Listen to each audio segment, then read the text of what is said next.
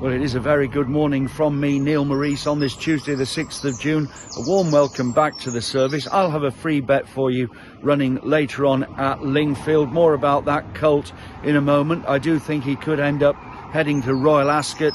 Before that, let's just look back and reflect on yesterday. And while the horse that I told you to back in France, this is of course private clients, didn't come up to scratch, and I really don't know why.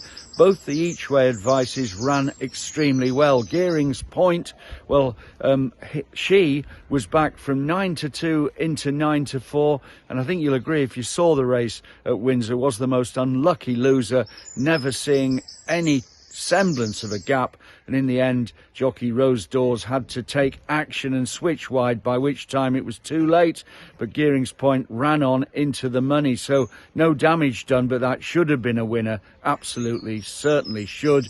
And then in the last race again, Trey Fleur, a big drifter, going off at 20-1, but I think this horse possibly saw too much daylight. In the end it did stay on to snatch a share of third, so that each way bet also materialised, and it wasn't a bad thing either when you consider that I told you to do an each way double, and if you did that, well, you did get that up, because Trey Fleur of course was placed, and so was Gearing's Point. So all in all, it wasn't a bad day at all, and it does show you that in the private side of my operation, those bets are well worth having. Now today's bet is in the 6 o'clock at Lingfield. It's a colt who went to make his debut at Goodwood, called Packard, trained by Richard Hannon, and when he went to Goodwood he was made favourite. He'd shown plenty at home, and in the race itself, well, he ran into a really good horse, Barnwell Boy, and was absolutely hammered into second.